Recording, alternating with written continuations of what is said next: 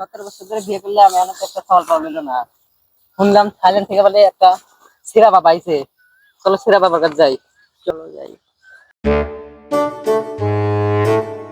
বাজান এই মারতে বলে আপনি থাইল্যান্ড থেকে বাংলাদেশে আইছেন। হ্যাঁ, এই বাংলাদেশের সমস্যা বলেই আইছি। বল বাচ্চা, তোরা কি জন্য আসছিস?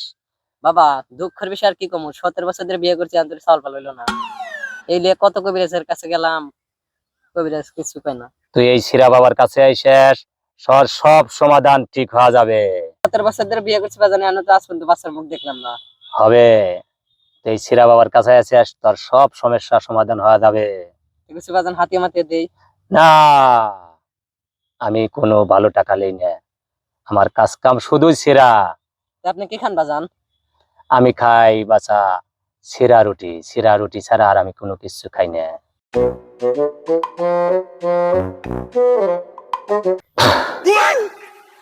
বাছা, এই পানি পরিয়ে দিলাম, এই পানিটা তোর বল নাভির নিচে গইসা দিবি, 3 দিনে ভিতরে বাচ্চা হওয়া যাবে। তাই নাকি বাজান? হ্যাঁ।